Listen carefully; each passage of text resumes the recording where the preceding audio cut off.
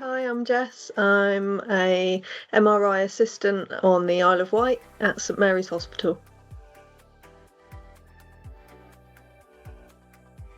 So my job role is to assist radiographers with their job and support the patients while they're having their scan. So getting the patient prepared for the scan, making sure that they're safe and ready to scan, dressed in the appropriate clothing, just ready to go, and making sure that the room is ready for the radiographer, and just assisting them with anything they might need, getting different bits of equipment going and reassuring the patient, just anything that they ask me to do during the scan.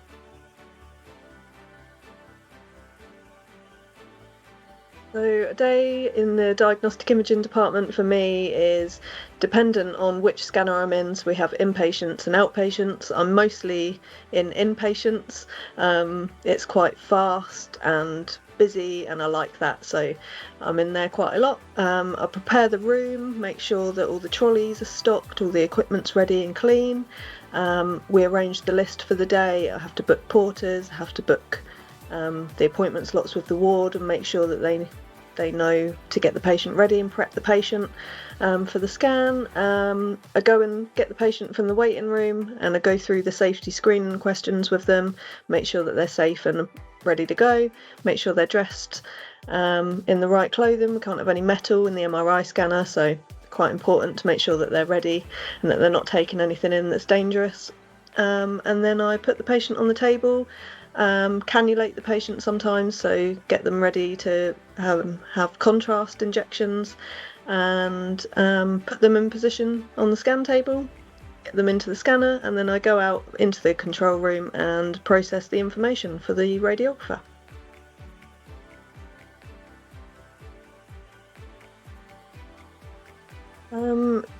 Wider healthcare team safety for my job is sort of like anyone who has additional needs and support. I have to make sure that that's met while they're with me. If I can't offer that, then I have to liaise with the learning disabilities team, the mental health team, make sure that the patient's experience is going to be positive and that they're supported, because it can be quite a scary experience having an MRI, especially if you're claustrophobic. And obviously just when you're unwell anyway, it's quite concerning, so it's a scary time for people. So I communicate a lot with the referring doctors and anyone that cares for that patient normally, to make sure that we can get everything prepared to make it all flow as well as possible, and that the patient's safe, essentially.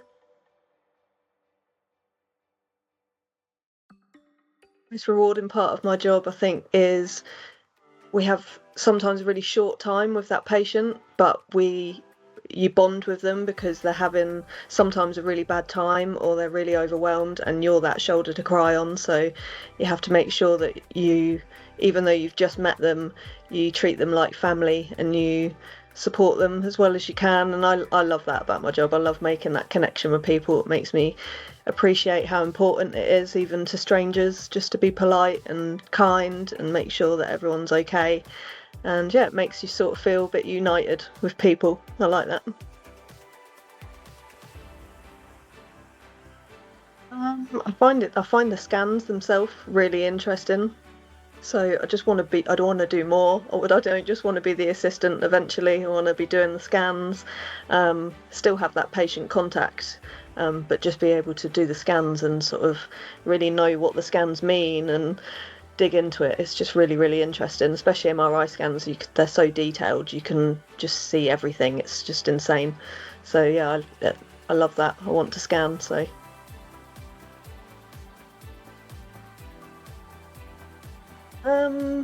It's helped me grow because I didn't realise how much knowledge I actually have until I started writing it down, and it's made me feel really proud of like how much knowledge I've gained in my job already, and excited for going even further. I sort of look back at the reflections that I've written and stuff like that, and you think, yeah, I actually made a difference there. That was nice, you know.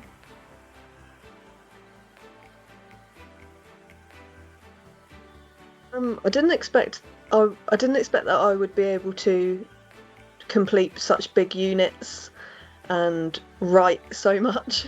Sometimes I feel like I write too much in my units, because once I get going I just want to keep on adding points and different angles, and I've never really been able to learn like that. I've never been able to do that, so it's really gained my skills to put knowledge down on paper and into words and actually explain it.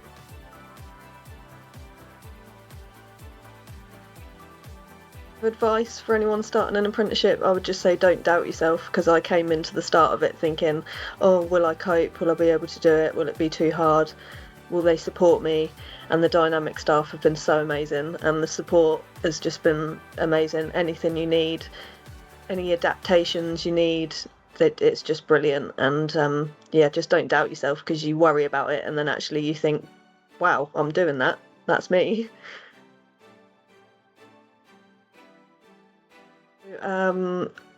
A couple of years ago, I had a patient. It was the last patient of the day.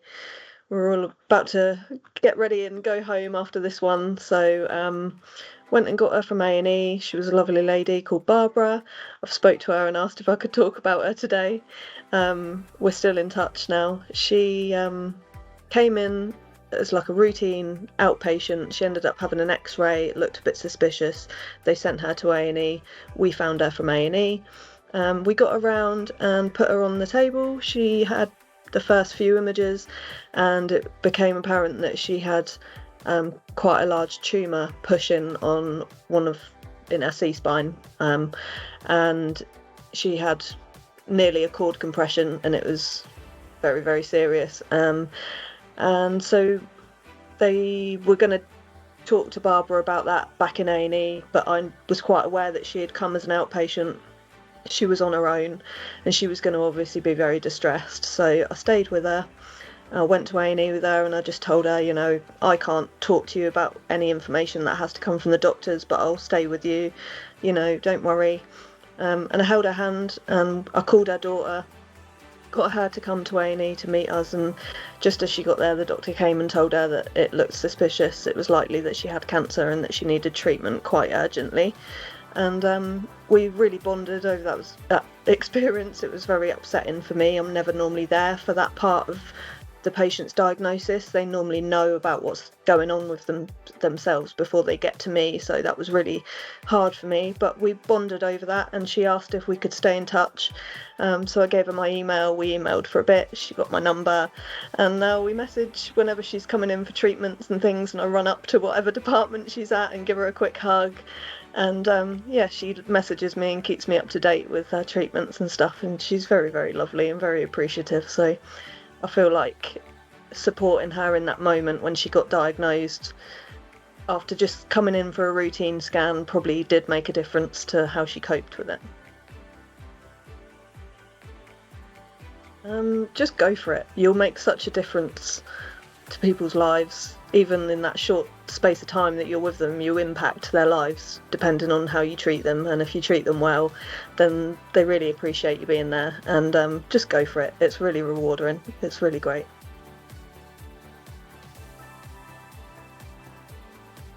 So I'm hoping that I can do another apprenticeship for actually to be a radiographer. So I'd like to stick with the apprenticeship route because it really works for me.